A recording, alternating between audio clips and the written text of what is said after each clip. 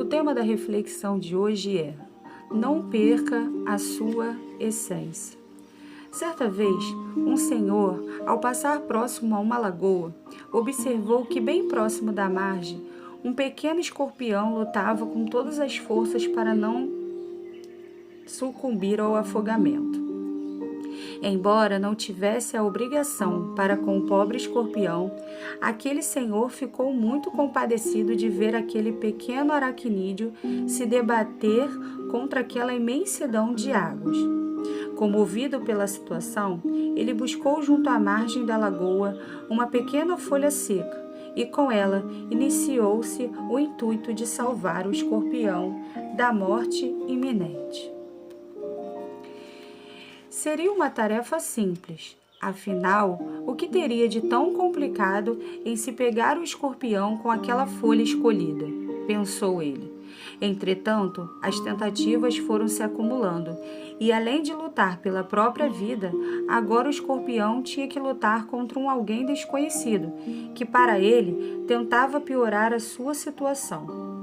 Por este motivo, a cada vez que aquele senhor levava a folha até o escorpião, este tentava atingi-lo com sua cauda.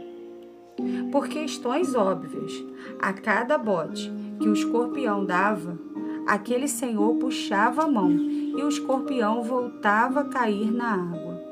E a situação, que já não estava boa, piorou quando uma fina neblina começou a cair. Um jovem que passava pelo local ficou intrigado com a atitude daquele senhor e ficou ali, observando por alguns minutos as inúmeras tentativas daquele resgate. Depois de mais alguns minutos, o jovem não conseguiu se conter e foi falar àquele senhor. Perdoe-me, senhor, mas por que o senhor insiste em salvar esse escorpião se a cada tentativa que o senhor faz, ele tenta atingi-lo?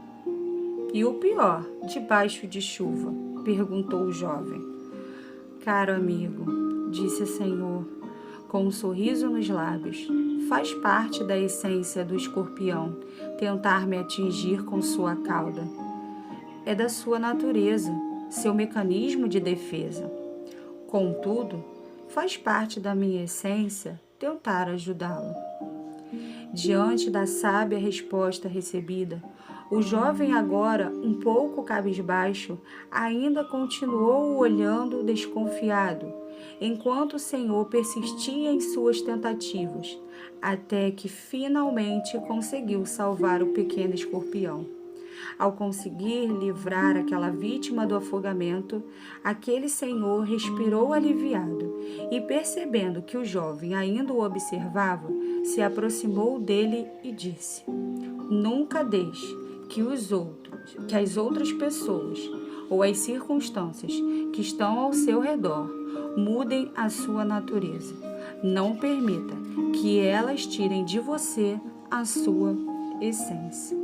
Lendo essa história, me lembrei de Jó. Jó era especial.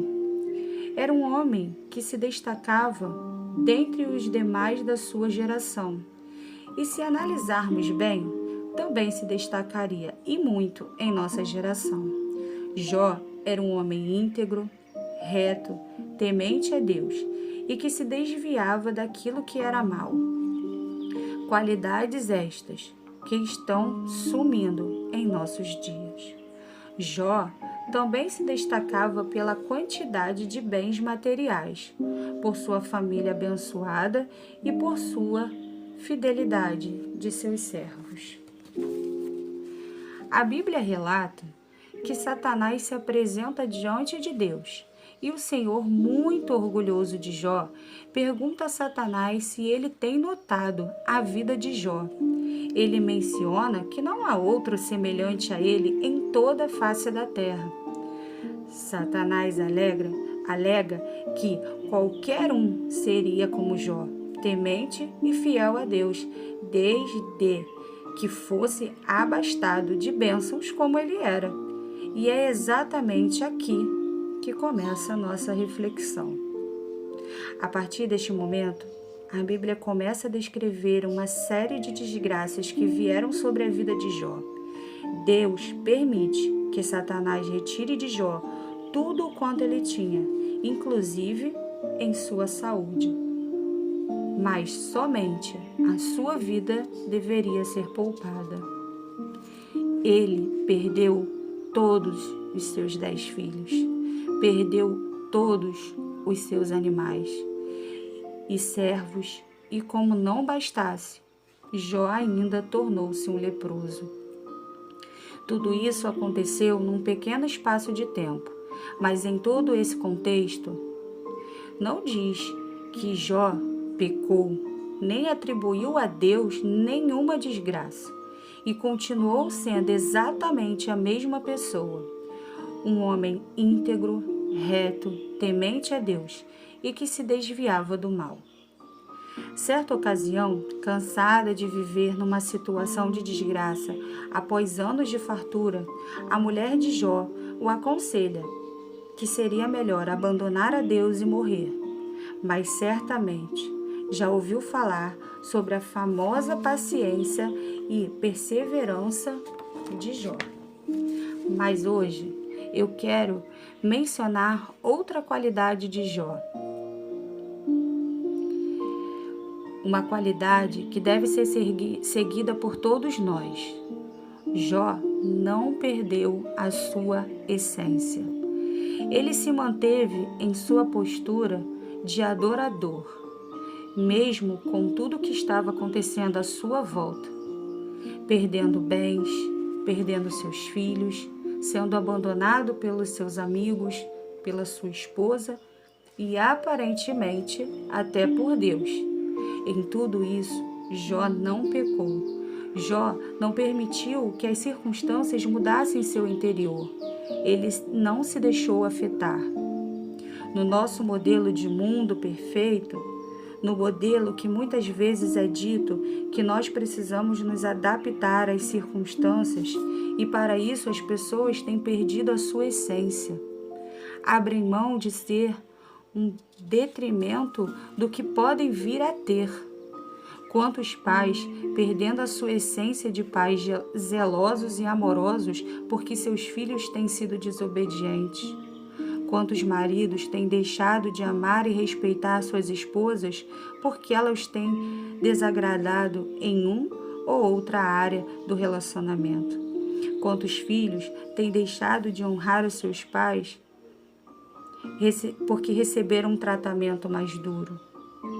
E bons trabalhadores que se tornam maus porque seus patrões lhe desagradaram. A Bíblia nos diz que não devemos nos conformar com este mundo, isto é, tomar a forma deste mundo, se amoldar a ele. Não devemos abrir mão daquilo que somos por causa das circunstâncias que nos cercam. Então, meu amado, minha amada, não deixe que o fato de conviver em meio às pessoas mais invejosas e impiedosas o torne como elas. Não deixe que um filho desobediente lhe torne um pai ou uma mãe menos afetiva. Não deixe que um pai duro e ríspido lhe transforme em um filho menos amoroso. Não deixe que um chefe ou um patrão incompreensivo ou incompetente lhe transforme num profissional medíocre e desmotivado. Não deixe que pastores e ministros do Evangelho que não têm compromisso com a palavra de Deus lhe transforme num mero frequentador de igreja e tire você a qualidade ou a capacidade de ser um verdadeiro adorador.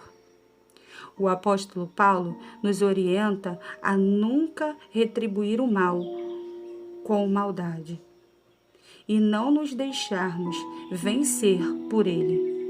Já em sua carta aos Gálatas, ele nos instrui que não devemos nos cansar de fazer o bem, pois ao tempo certo colheremos os resultados de tudo, se permanecermos até a chegada desse tempo.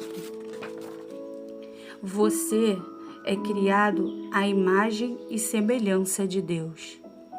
Não perca esta característica ao longo do caminho e, por fim, não deixe que seu exterior mude o seu interior. Não perca a sua essência jamais. Fiquem com Deus.